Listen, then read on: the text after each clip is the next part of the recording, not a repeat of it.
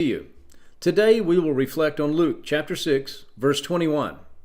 This passage is at the beginning of Jesus' Sermon on the Mount, and you will find a near identical account of it in chapter 5 of Matthew.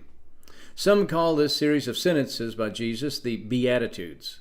This name is derived from the Latin word beatus, which means blessed are, and is the word used in the Vulgate translation, which was written way back in the 4th century. Let's take a look at this passage in Luke chapter 6, verse 21, and it reads like this. Blessed are you who hunger now, for you shall be satisfied. Blessed are you who weep now, for you shall laugh.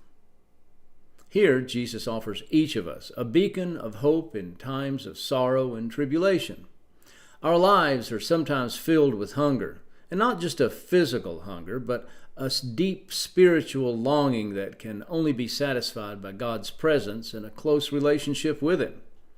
External material wealth and possessions often overshadow our internal needs. Those who know God understand that satisfaction does not come from the things of this world.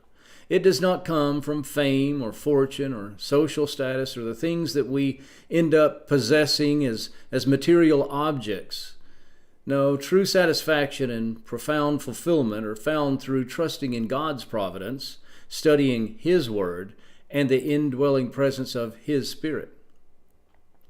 Now, of course, Christians are not immune to sorrow and hardship. In fact, we may experience both more frequently and deeply than our secular neighbors.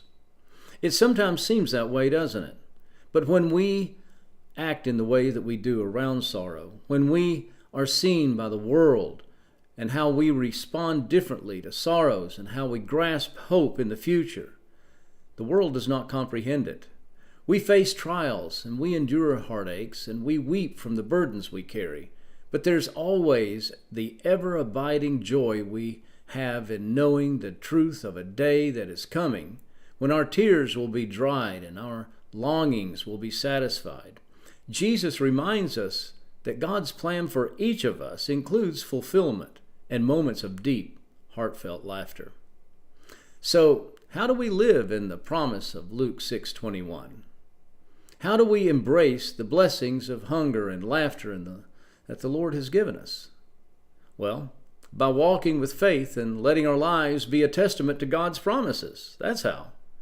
We must be vigilant in our pursuit of righteousness, steadfast in our devotion, and unwavering in our hope.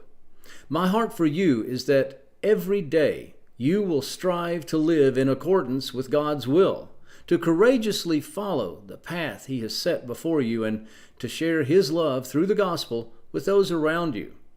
When you do this, you will begin to see the fulfillment of Luke 6:21 in your life. Your hunger for His word will be satisfied, and your sorrows one day will be transformed into laughter. Thank you for listening, and have a blessed day.